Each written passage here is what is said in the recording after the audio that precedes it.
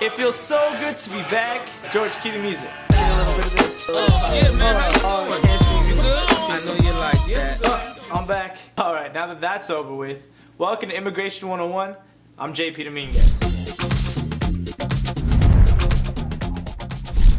Let me let you guys in on a little secret. Come close, a little closer. Perfect. Immigration reform is not dead. But that's what they want you to believe. So something happened last week that was completely unexpected. For those of you who don't know, Republican Majority Leader Cantor was defeated by Tea Party Republican in a primary election. And the question everyone kept asking themselves is why? ¿Por qué? ¿Pourquoi? It's a little French for you. I wish I could say I was surprised, but mostly every mainstream news media outlet was quick to blame Cantor's loss on his involvement with immigration reform. Even less shocking was the socially distributable headline that soon followed. Immigration reform is dead. Well, Bob, Republicans who were on the fence with immigration legislation will not be touching it for the rest of the year.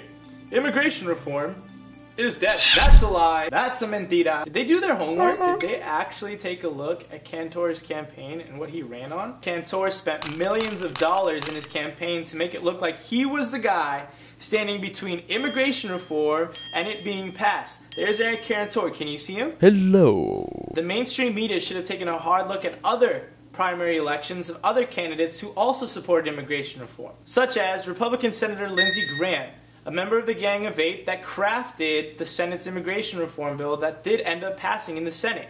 And guess what happened? He whomped his opponents.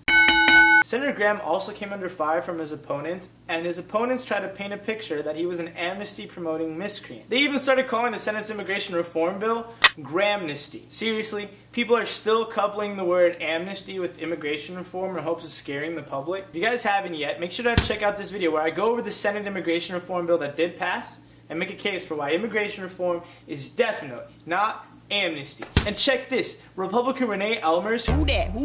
They do that. who has vocally supported immigration reform, guess what? She won her primary election as well. So yes, our community expects a way more balanced approach from the mainstream media when discussing immigration reform. Stop making us cringe when we turn on the TV and hear these so-called political pundits get it absolutely wrong. This means immigration reform is 100% dead. Immigration reform, dead. And it's probably dead for the rest of the Obama presidency. Immigration reform is dead. Dead. Dead as a doornail. So what's the prediction? Everybody's saying that Republicans who are on the fence are not going to want to touch immigration reform for the rest of the year. That's another lie. That's a mentira. As a community, we need to be very careful with being blinded by only following a certain party within this discussion. GOP leaders recognize that if they don't pass immigration reform, that they will continue not being competitive in future presidential elections. Whoa, wait. Don't get mad. Don't cross your arms. Am I defending Republicans? No. Do I know there's still people in the GOP who are absolutely against immigration reform? Yes. The absolute worst thing our community can do is place our trust into one party. Both Democrats and Republicans need to know that our community cannot be bought, that they cannot be tricked into voting for a certain party.